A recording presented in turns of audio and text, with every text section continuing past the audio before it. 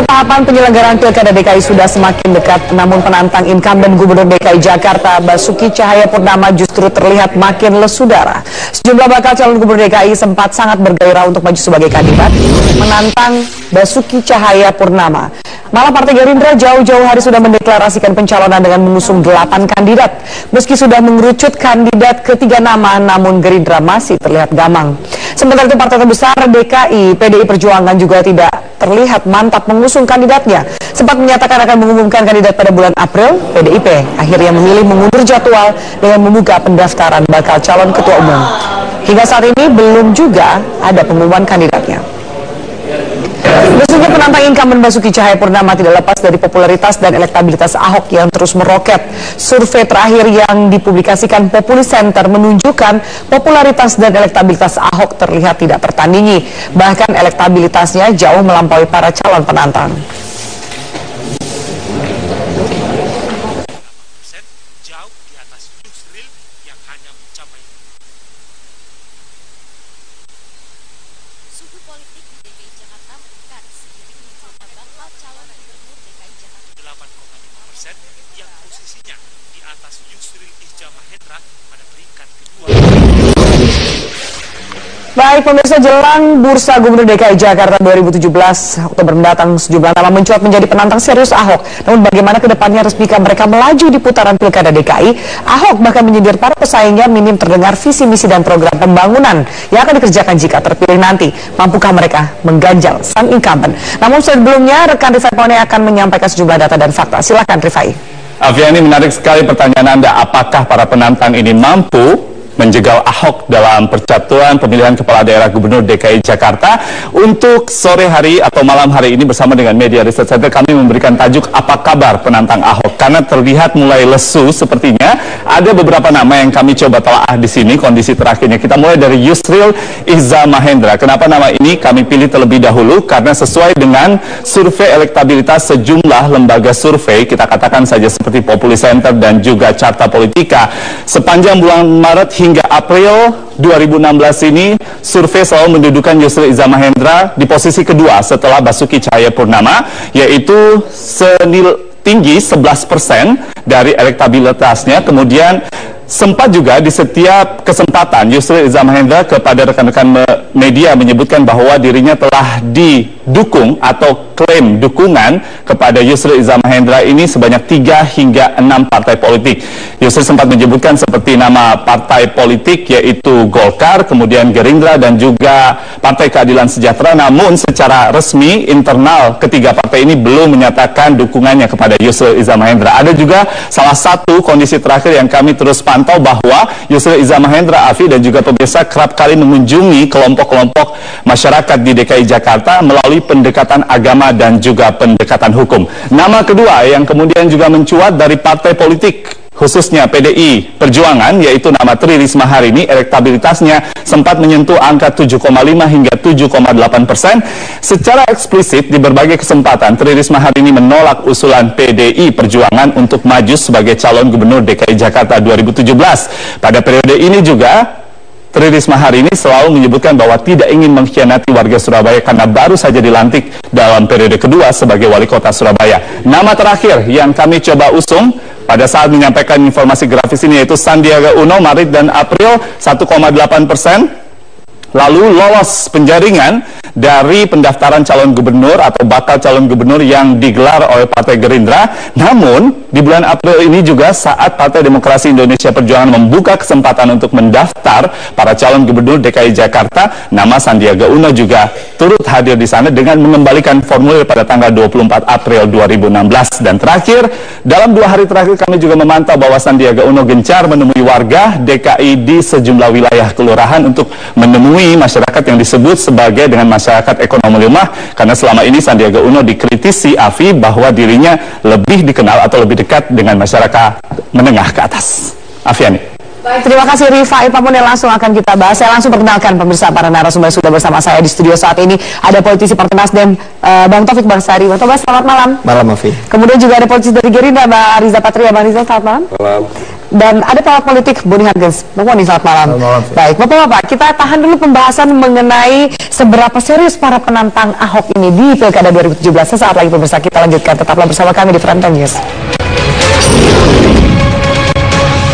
Baik, pemirsa, kita lanjutkan pertanyaan pertama untuk Bang Riza. Bang Riza, Gerindra bagaimana dengan sudah ada 8 calon? Apakah sudah semakin mengerucut ke nama yang akan diumumkan menjadi penantang Ahok di 2017? Ya, jadi memang ada dua ya kelompok ya. Yang pertama dari internal kader partai, yang kedua dari luar. Kami tidak mengharuskan harus dari dalam, tapi tentu semua partai ingin kader-kader terbaiknya ikut mencalonkan dan bisa menang dalam pilkada dimanapun. Ya. Itu yang pertama. Yang kedua, proses sudah dilalui dan sudah ada beberapa nama, kurang lebih tadi 8 nama, dan sampai hari ini kami masih memberi kesempatan pada semua calon untuk melakukan sosialisasi dan menunjukkan prestasi dan sebagainya. Dengan partai-partai yang lain juga? Oh ya, tentu kami saling sowan nih, kami sudah ketemu ya, tidak hanya di lingkungan KMP ketemu, tapi juga sudah ketemu dengan partai-partai lain ya, di luar KMP. Masuk PDIP juga? Ya, tentu, karena memang kita tahu bahwa pilkada ini sangat cair.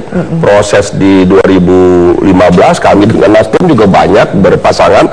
Jadi ini satu bukti bahwa, satu fakta bahwa pilkada ini memang punya punya momentum yang positif bagi semua partai untuk saling mengisi, saling mendukung, saling bersinergi positif, karena memang tujuannya sama, menyiapkan calon-calon apakah dari partainya sendiri atau dari partai yang lain atau mungkin di luar partai.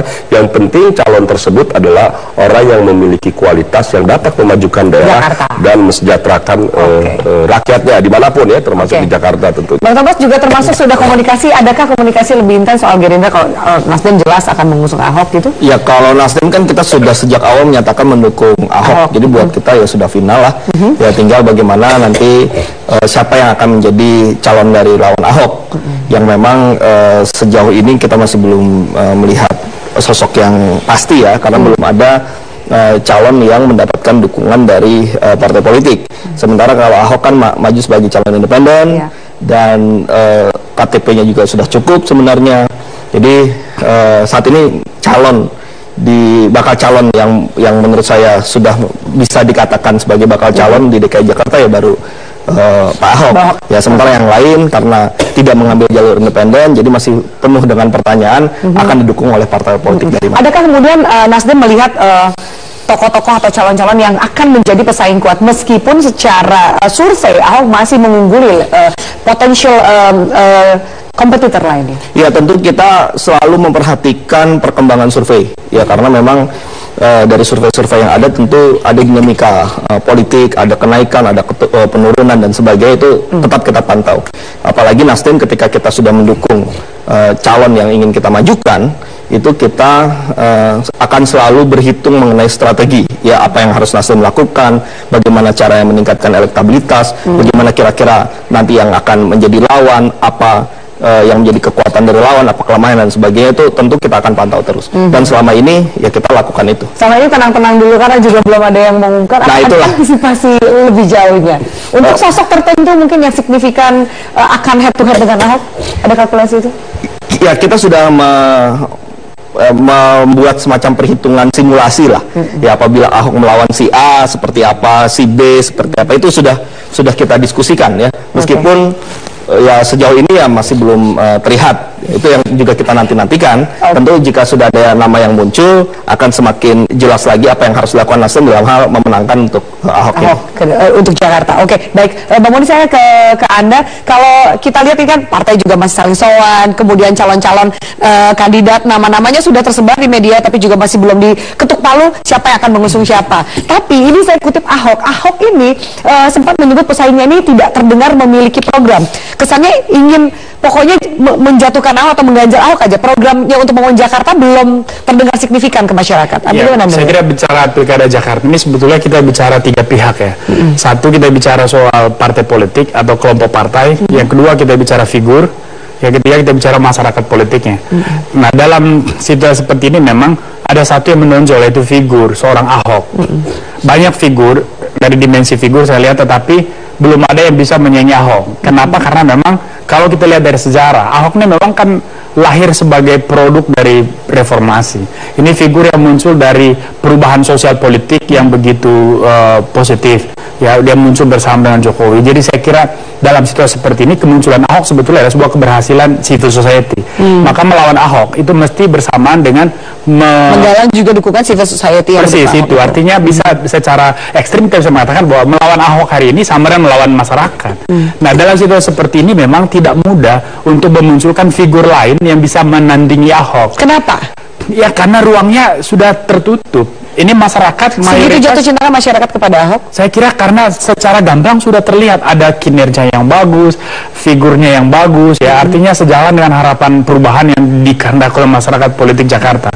Dan dalam situasi seperti ini tidak mudah bagi partai politik sebagai stakeholder kedua untuk merumuskan langkah-langkah menghadapi pilkada ini, termasuk memunculkan figur alternatif. Nah, ini tidak mudah. Yang dimunculkan ini kan orang-orang yang ingin mencubit Ahok. Jadi ini gerakan mencubit. Belum belum membangun Jakarta. Kamu bayangkan bagaimana seorang Ahmad Dhani yang bermodal suara bagus menyanyi untuk bisa melawan Ahok. Gagasannya saya kira belum teruji. Lalu seorang Yusril, ahli hukum, tetapi kan latar belakangnya juga tidak cukup menggembirakan untuk bisa bertarung dengan figur seperti Ahok. Lalu figur-figur lain juga dimunculkan. Cuma memang ada figur seperti Risma yang dimunculkan oleh PDI Perjuangan terakhir. Saya kira ini juga nanti akan mengubah konstelasi. Tetapi itu kan masih proses. Masih panjang. Nah, tapi singkat cerita saya mau mengatakan bahwa partai politik ini masih galau sebetulnya. Siapa yang mau dicalonkan? Selain Nasdem, partai politik masih galau. Nah, sikap partai tertentu yang secara tegas mendukung Ahok, seperti Nasdem, Hanura, itu menurut saya langkah yang jauh lebih realistis. Artinya dia tahu ke depan peta ini mau seperti apa. Jadi ini menurut saya akan tidak melelahkan. Justru melelahkan ketika partai politik tidak siap mau bersikap sebagai pendukung atau penentang. Kenapa masih galau? Contohnya Gerindra, kenapa masih galau? Nama-namanya sudah terkumpul banyak. Atau memang kalkulasinya belum ketemu untuk melawan Ahok? Bukan galau ya. Kita kan setiap partai itu memutuskannya ada waktunya. Jadi kalau belajar dari Pilkada DKI 5 tahun yang lalu, itu H-3. Baru kita putuskan Jokowi Ahok. Dan untuk diketahui dan semua saya kira masyarakat sudah tahu bahwa itu kami itu dulu hampir setiap minggu berbicara di internal. Tapi kan tidak di media. Bagaimana kalau Ahok, bagaimana kalau Jokowi. Bahkan waktu saya ingat rapat, jadi kita dukung Jokowi. Ternyata kita baru tahu, oh ternyata itu kader PDIP umpamanya. Sehingga kita kan harus sowan umpamanya. Mas, ini saya melihatnya ada kerumitan. Kalau buat Gerindra ya, saya melihatnya ada sedikit kesulitan karena mereka tidak punya cukup figur, stok figur untuk bisa muncul di Jakarta ini kurang. Kemarin tuh ada Sanusi, ternyata kan sudah jadi pesakitan. Dan saya kira hari ini bukan tidak mungkin Pak Prabowo sebagai ketua umum tentu memikirkan Ahok ini kayaknya perlu kembali dimadu. Jadi gini ya. Perlu dimadu. Ditahan dulu, saya mau dengar. Silakan. Jadi yang pertama, partai itu di ujung, dulu siapa yang memperhitungkan Pak Jokowi sama Ahok? Nggak ada, Mas Boni. Contoh, mohon maaf, dulu PDIP nggak masuk nominasi, Pak Jokowi bolak-balik ke Jakarta, PDIP nggak ngerti-ngerti. Nah, akhirnya kami yang minta, ya kan, sampai Ibu Mega, wah nggak mungkin, ini terakhir, apa mungkin biayanya disebagian begitu. Ahok apalagi? Ahok juga ada yang memperhitungkan.